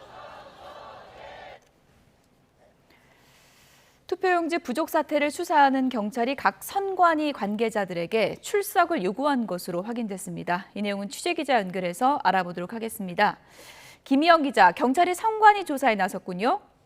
네, 서울경찰청 광역범죄수사대는 이번 투표용지 부족 사태와 관련해 고발당한 각 지역 선거관리위원회 관계자들에게 출석을 요구했다고 밝혔습니다. 경찰은 투표용지가 부족했던 서울 송파구, 강남구, 광진구 등 모두 5곳의 선관위 관계자들과 출석 일정을 조율하고 있습니다. 경찰은 이들을 참고인 신분으로 불러 투표용지를 각 투표소에 배분한 절차와 투표지 부족 사태 발생 당시 대응 과정 등을 확인할 것으로 보입니다. 이와 관련해 경찰은 투표소 내부 CCTV도 차례로 확보해 분석하고 있는 것으로 파악됐습니다. 경찰이 어제는 고발인을 불러서 조사했죠? 네, 경찰은 투표지 부족 사태 관련 고발장을 접수한 시민단체 대표를 어제 불러 2시간가량 고발인 조사를 진행했습니다. 앞서 시민단체 서민민생대책위원회는 노태학 중앙선관위원장 등 선관위 관계자들을 직무유기와 직권남용, 횡령과 배임 등 혐의로 경찰에 고발했습니다. 지난 4일 사건을 배당받은 광수대는 선거 사무에 동원된 공무원과 용지 부족으로 투표하지 못한 시민들을 조사하고 투표용지 인쇄업체를 특정하며 수사를 이어왔습니다. 이재명 대통령 지시에 따라 조만간 검경 합동수사본부가 꾸려지는 가운데 합수본이 본격 운영될 때까지 경찰이 수사에 속도를 내는 모습입니다. 지금까지 사회부에서 YTN 김희영입니다. 투표용지 부족 사태로 촉발된 잠실 개표소 앞 시위가 장기화되고 있는데요. 처음에는 2030 세대 참여가 두드러졌지만 시간이 지나면서 다양한 세력과 목소리가 유입됐습니다. 김승환 기자가 짚어봤습니다. 부정선거 재선거! 부정선거 재선거! 투표용지 부족 사태에 항의하는 시민들이 개표소 주변을 지키고 있습니다. 흥미로운 건 시간이 지나면서 참가자 구성과 구호가 변화무쌍해졌다는 겁니다. 주말엔 2030 참여가 눈에 띄었고 정치색을 드러내지 말자는 목소리가 호응을 얻었습니다. 평일이 되면서 중장년층 이상 참석자들이 늘었고 현장에서는 대형 성조기와 부정선거 관련 구호도 등장했습니다. 이런 흐름은 특정 조직 동원 없이 시민들이 자발적으로 모였다는 특성과 무관하지 않습니다. 과거 윤석열 대통령 탄핵 찬반 집회가 각각 명확한 메시지와 함께 정해진 시간에 모였다면 이번 개표소 앞 시위는 시민들이 각자의 문제의식을 안고 수시로 합류하는 형태에 가까웠기 때문입니다. 누군가는 투표권 침해를, 또 누군가는 부정선거 주장을 말하는 등 다양한 목소리가 분출될 여지가 컸던 셈입니다. 선거 관리 이 차원의 여러 가지 관리 부실 문제, 더 나아가서는 부정선거 음모론까지 자아내고 있는 이런 상황에 대해서 또 하나의 분노의 목소리가 아닐까라는 생각이 듭니다. 비슷한 문제의식을 가진 사람들이 한 공간에 머물면서 의심과 불신이 때로 과격한 행동으로 분출됐습니다. 핸드볼 유소년 선수들이 연습 장비를 챙겨 나오는 과정에서 일부 참석자들이 짐 검사를 요구하는 일까지 벌어진 겁니다. 진짜! 애들 너무 괴롭히는 중국 기자로 오해받아 봉변을 당한 타이완 기자가 등 뒤에 직접 대만 방송사라고 적은 종이를 붙인 채 취재에 나서는 총극도 벌어졌습니다. 하나의 사건이 우리 사회에서 어떻게 다양한 불신과 분노를 낳고 확장하는지 이번 투표용지 사태가 그 과정을 압축적으로 보여주고 있습니다. YTN 김승환입니다. 한성숙 국무총리 후보자는 국회 인사청문회를 앞두고 자신이 보유한 부동산을 계속 매물로 내놓고 있다며 처분 절차가 진행 중이라고 밝혔습니다. 한 후보자는 오늘 서울 통이동 청문준비단 사무실 앞에서 송파구 잠실동 아파트 외에 추가 주택 처분 계획을 묻는 기자에게 청문회 때 또 말씀드리겠다며 이같이 말했습니다. 한 후보자는 지난 3월에 공개된 중소벤처기업부 장관 정기재산신고에서 잠실동 아파트와 역삼동 오피스텔, 삼청동과 경기도 양평군 단독주택을 포함해서 223억여 원어치 재산을 보유했다고 신고했습니다. 유럽 순방길에 오른 이재명 대통령 공항 환송 행사에 이례적으로 불참한 더불어민주당 정청래 대표가 지방선거 최대 격전지 가운데 하나인 전북 지역을 방문한 것으로 확인됐습니다. 전북 지역 정치권 관계자에 따르면 민주당 정청래 대표가 오늘 비공식 일정으로 전북 지역을 찾았고 이원택 전북도지사 당선인과 오찬을 함께한 것으로 알고 있다고 말했습니다. 이번 전북도지사 선거는 민주당에서 제명이 된 김관영 지사가 무소속 후보로 나와 민주당 이원택 후보와 초접전 양상을 벌이면서 이른바 반정청래 정서가 크게 확산한 것으로 분석됐습니다. 이원택 당선인과 오찬을 마친 정청래 대표는 전북 지역에 있는 다른 곳을 방문할 것으로 전해지고 있습니다. 조정식 국회의장이 지금은 대한민국의 경제 성장과 국익을 견인해야 하는 중차대한 시국이라며 국회도 변화하는 정세에 적극적으로 대응하겠다고 강조했습니다. 조 의장은 오늘 강훈식 대통령 비서실장과 홍익표 정무수석 등의 예방을 받은 자리에서 민생과 개혁 입법과제를 신속하게 처리해 국민이 변화를 체감할 수 있는 민생효능 국회를 만들겠다고 말했습니다. 강훈식 비서실장은 조 의장에게 취임 축하 인사를 건네면서 투표용지 부족 사태로 벌어진 부실 선거로 전국이 매우 엄혹하다고 생각을 한다며 민의의 전당인 국회가 이번 사태 해결에 적극적인 역할을 해달라고 요청했습니다.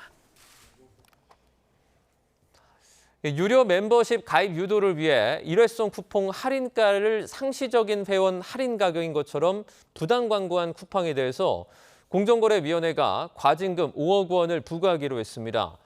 이 정액 과징금 최고액인데 기만적인 행위에 비해서 제재 수위가 낮다는 지적에 따라서 이 공정위는 부당 광고에 따른 정액 과징금 상한을 10배로 올릴 예정입니다. 이승은 기자입니다.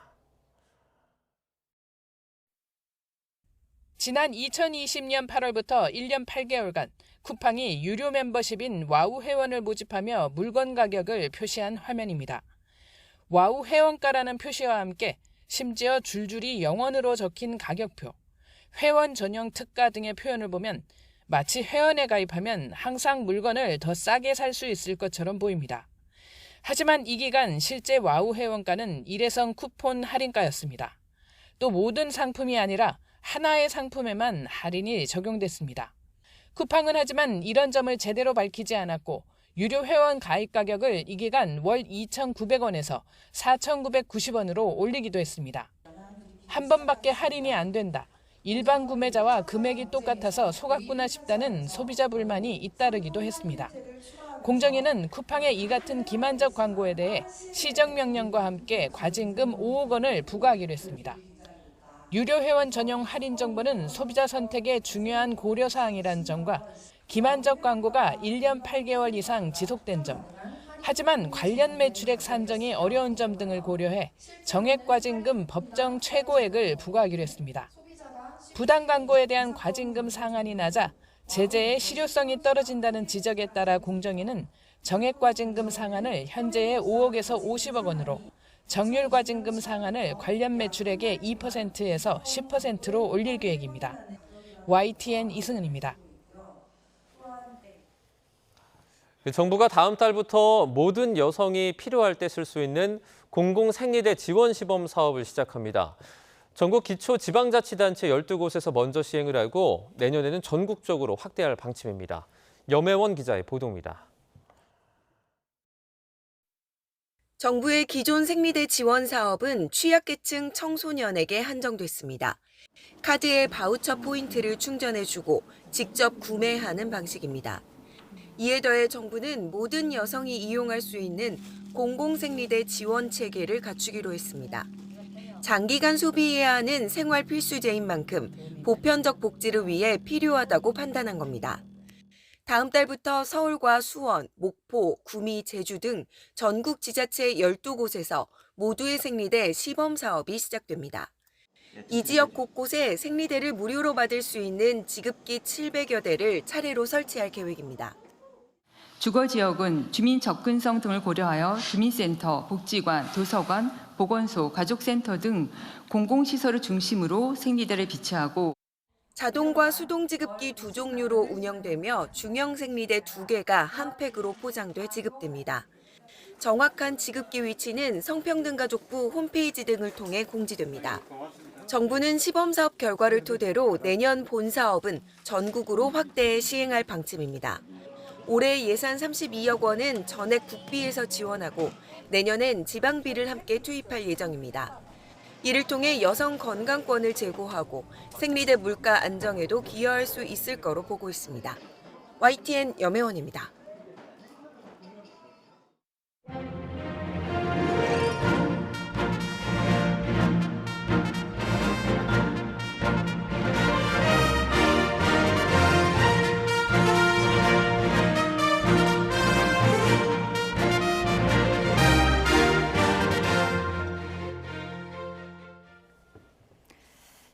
7년 만에 방북한 중국 시진핑 주석인데요. 오늘 평양 북중 우이탑을 참배한 뒤에 귀국할 것으로 보입니다.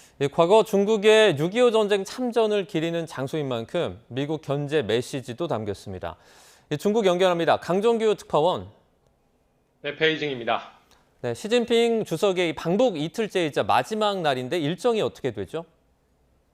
네, 평양 모란봉 기슭에 있는 북중 우이탑을 참배한 뒤 환송 오찬에 이어 귀국길에 오를 거로 보입니다.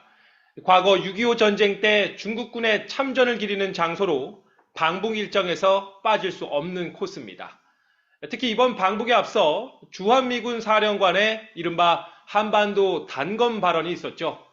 한국을 중국 견제용 무기로 묘사해서 논란이었는데 반대로 중국엔 북한이 있다는 걸 보여주는 겁니다.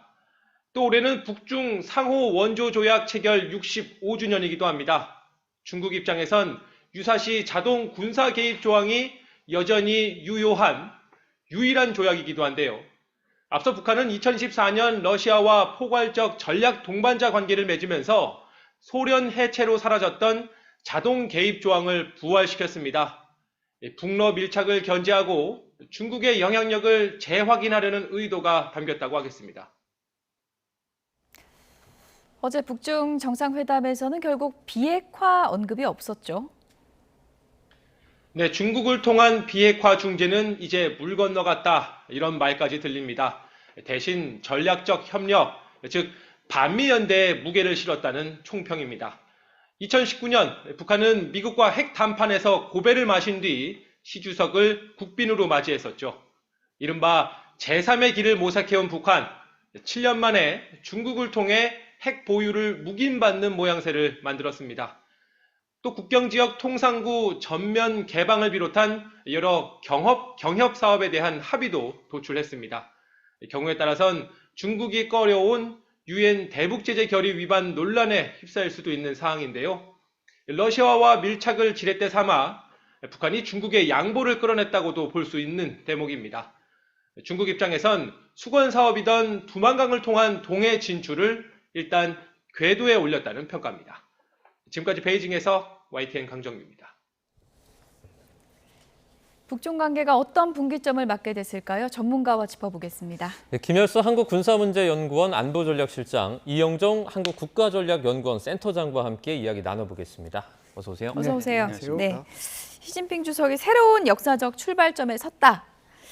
새로운 출발점 이런 거 외교적 수사긴 한데 이번엔 어떤 의미를 갖는다고 보세요? 2019년도하고 이번하고 이제 비교가 될 수 있을 텐데요. 그때 당시에 시진핑 주석이 그때도 기고문에다가 노동신문에 기고를 했고요. 이번에도 기고를 했는데요.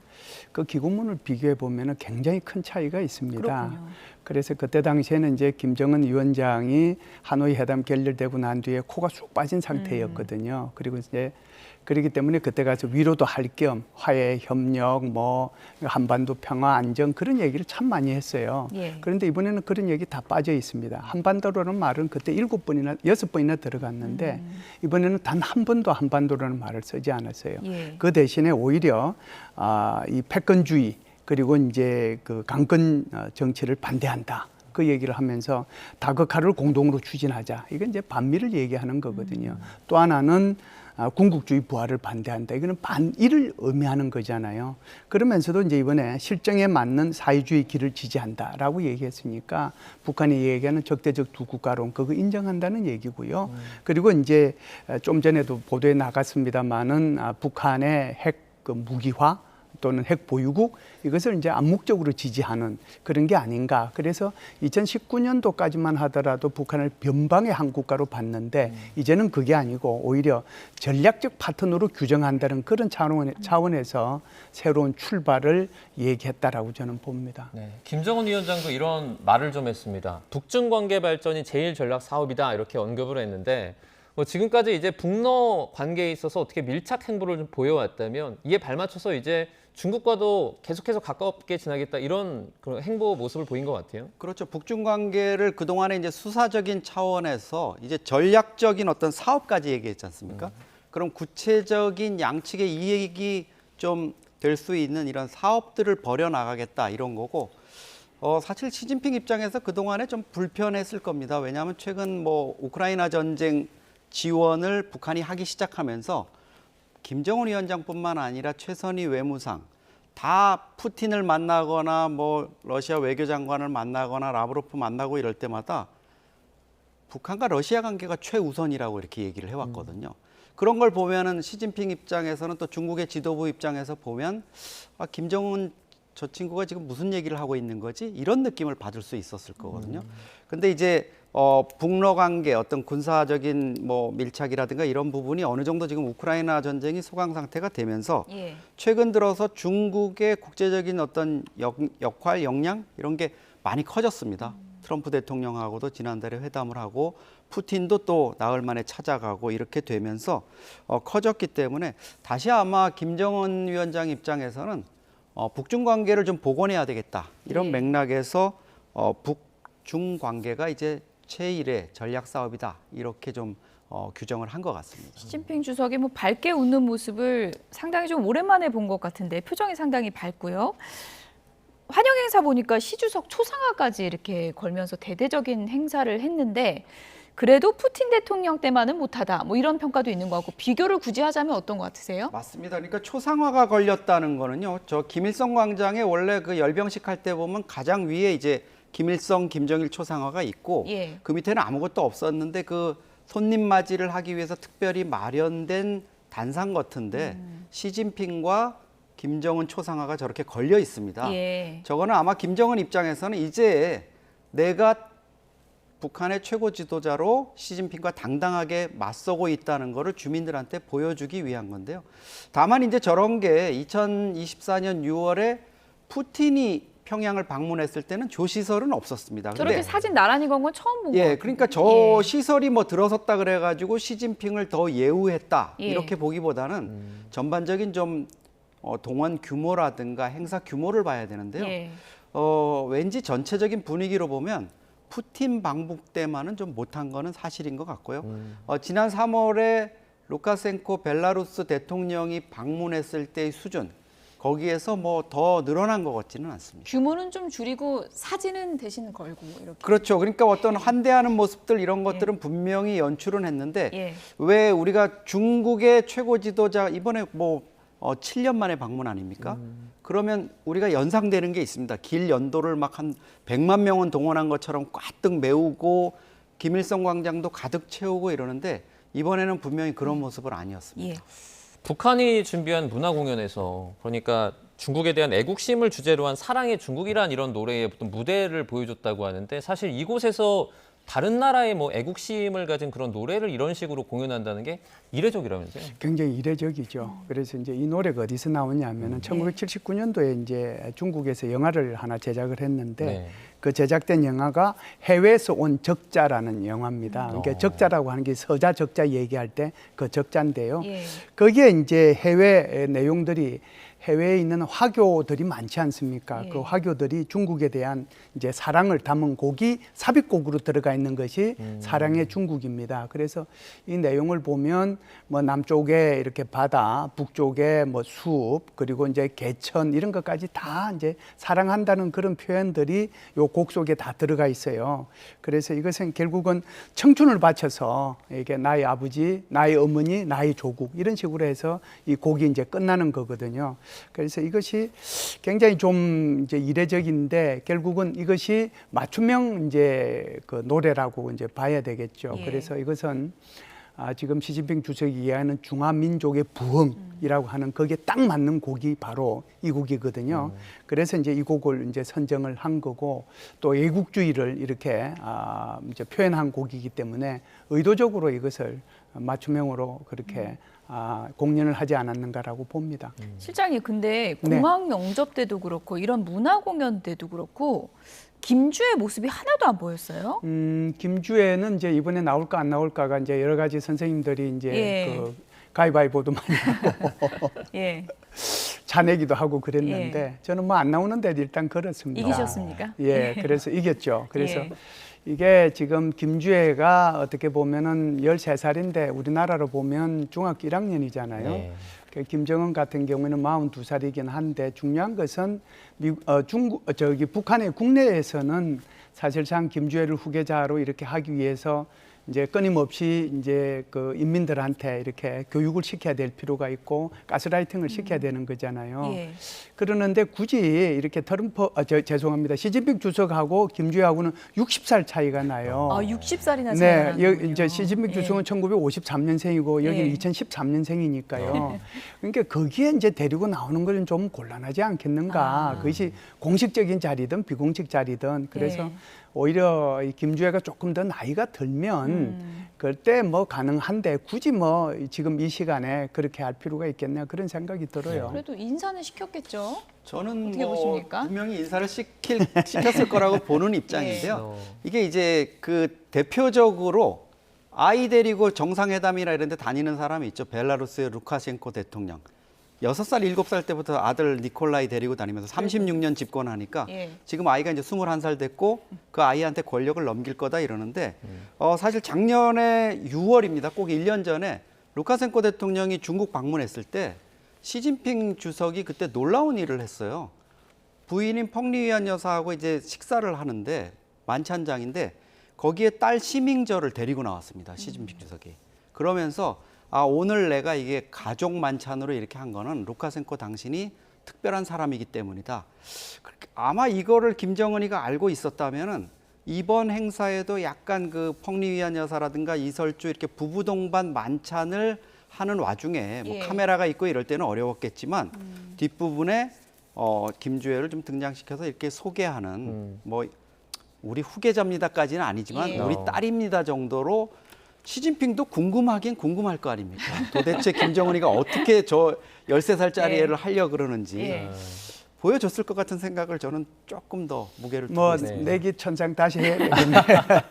네, 공개는 하지 않았지만 어쨌든 뭐 비공개적으로 보여줬을 수도 있을 것 같다. 이렇게 또 말씀을 해주셨는데 시 주석이 이렇게 말했어요. 그 북한과 중국은 뭐 주권 안보 이익을 이렇게 수호한다 이런 발언을 했는데 사실상 뭐 북한의 핵 보유를 인정하고 있다 이런 식의 또 분석들이 많이 나오고 있습니다. 이런 것 때문에. 예. 그 중국의 변함없는 대한반도 정책은 3가지였어요. 첫 번째가 한반도 비핵화고 두 번째가 한반도의 평화와 안정이고 세 번째가 모든 문제는 대화 협상으로 해결한다는 거였거든요.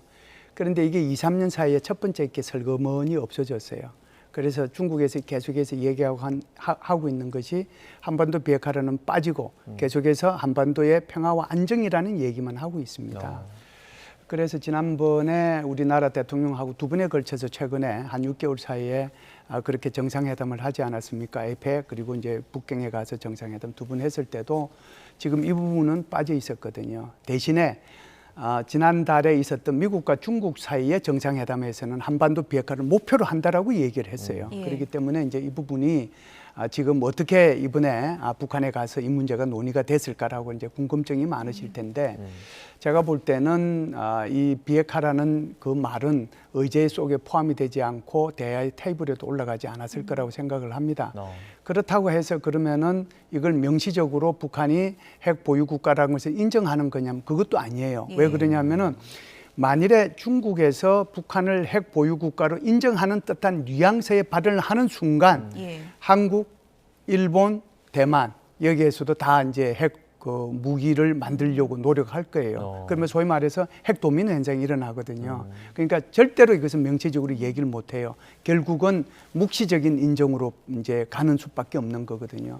지금 이제 말씀하신 그 부분이 바로 북한의 핵 무기에 대한 묵시적 인정으로 저는 그렇게 받아들입니다. 이 만남을 트럼프 미국 대통령도 유심히 보고 있었겠죠. 얼마 전에 시진핑 주석을 만났는데 북미 대화 가교 역할을 좀 하고 있을라나 이런 생각을 속으로 했을 것 같거든요. 트럼프 대통령이. 네, 저는 뭐 겉으로는 그런 얘기를 북중 양측이 하지 않겠지만 틀림없이 트럼프 대통령이 김정은에 대한 어떤 설득, 좀 압박까지는 아니더라도 대화에 나올 수 있게 이렇게 얘기를 해달라는 중국의 지렛대 역할 이거는 미국이 너무나 잘 알고 있거든요. 그게 얼마나 북한에 잘 먹히는지는. 그래서 아마 시진핑 주석 입장에서는 김정은 만남에서 그 부분을 어떤 식으로든지 전달을 하고 최대한 설득을 해서 왜냐하면 시진핑 주석 입장에서도 김정은을 자기가 움직일 수 있고 예. 트럼프 대통령이 원하는 대로 회담 테이블에 앉힐 수 있다면 자기의 위상이라든가 이런 게 훨씬 더 올라가는 거거든요. 그런 점에서는 아마 좀 많은 공을 들이지 않았을까 이런 생각이 듭니다. 네, 저희가 이번엔 이란 전쟁 얘기도 조금 이어나가도록 하겠습니다. 트럼프 미국 대통령이 네타냐후 총리에게 조심하지 않으면 혼자 남게 될 것이다 이렇게 경고를 했다고 하는데요. 어떻게 보면 둘 사이의 거리가 좀 이렇게 멀어지는 거다라고 저희가 이해할 수 있을까요? 가끔씩 멀어졌다가 또 가까워졌다가 또 멀어졌다가 하고 있는 것 같습니다. 게다가 이제 지금 이스라엘 입장에서 보면은 그 레바논에 있는 헤즈볼라에 대한 것을 소탕 작전을 해야 되는 거거든요. 네네. 그래서 이제 거기에 이제 수도 지역의 베이루트 지역의 남부 지역을 공격을 하다 보니까 이란 입장에서는 이렇게 해가지고서는 우리 절대로 휴전 못한다. 종전은 고사하고 그러다 보니까 이제 이란에서 이스라엘을 향해서 미사일 11발을 쐈고요. 그러다 보니까 이스라엘도 여기에 이제 대응해서 이란을 향해서 쐈거든요. 만일 이런 식으로 가게 되면은 휴전은 뭐 전혀 할 수가 없는 거거든요.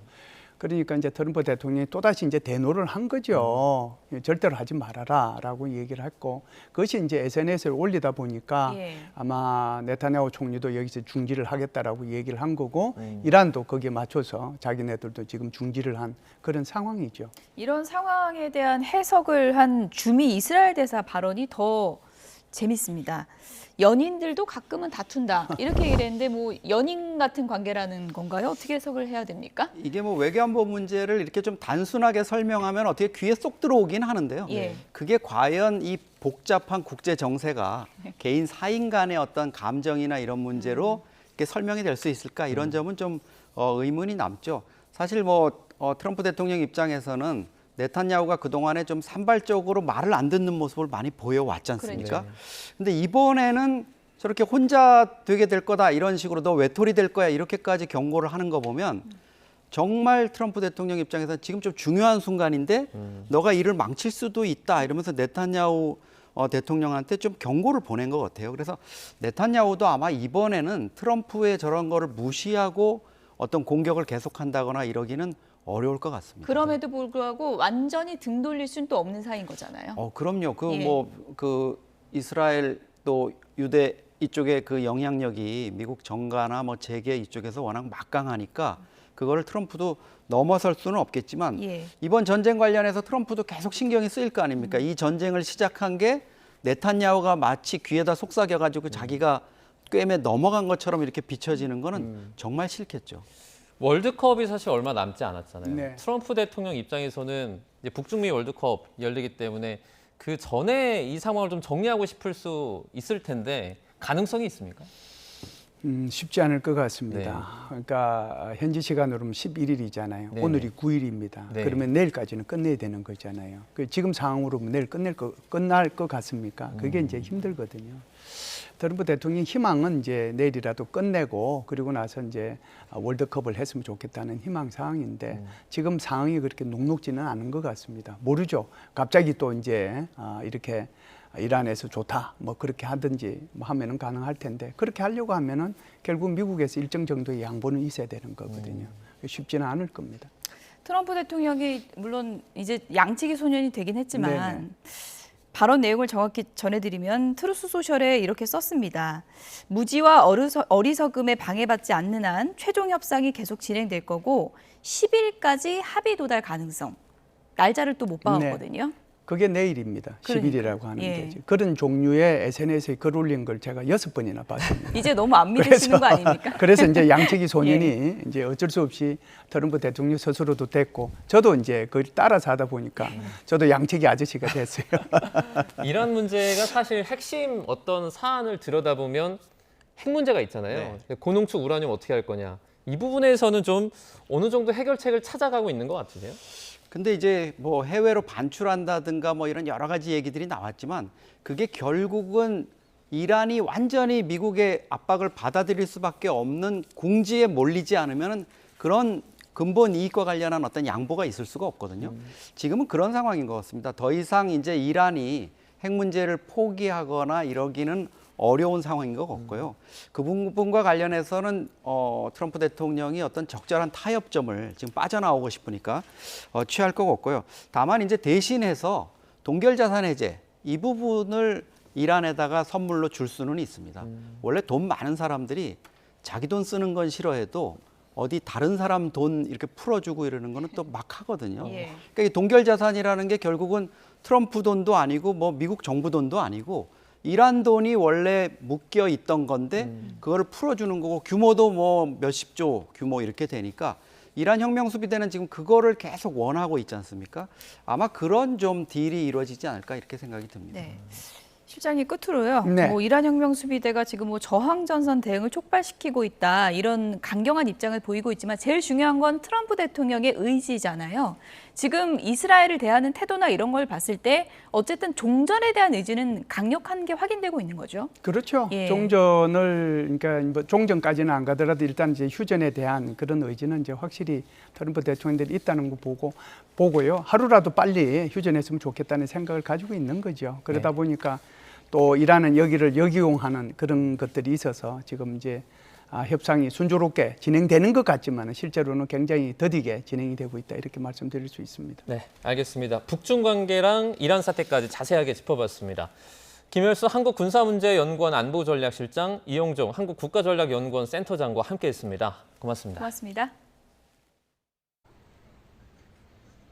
선선했던 아침을 뒤로 하고 오후 되면서 기온이 빠르게 오르고 있습니다.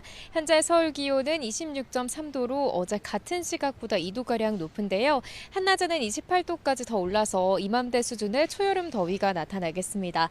올해 바깥 활동하신다면 틈틈이 수분 섭취 잘해주시기 바랍니다. 오늘은 전국 하늘에 구름만 많이 지나고 있습니다. 다만 강원 남부 내륙과 산간, 경북 북동 산간에는 오후 한때 5mm 안팎의 요란한 소나기가 내리는 곳이 있겠습니다. 오늘 낮 기온은 어제보다 2에서 7도가량 높겠습니다. 서울 28도, 광주 30도, 대구는 29도가 예상됩니다. 당분간 심한 더위는 없겠지만 내일은 경기 북부와 강원에 비가, 모레는 서울 등 중서부를 중심으로 소나기가 지날 전망입니다. 낮 동안 강한 볕이 내리쬐면서 전국적으로 자외선 지수가 높게 치솟고 있습니다. 외출 시 자외선 차단에도 신경 써주시기 바랍니다. 지금까지 YTN 윤수빈입니다. 뉴스나우 오늘 순서는 여기서 마치겠습니다. 시청해주신 여러분 고맙습니다.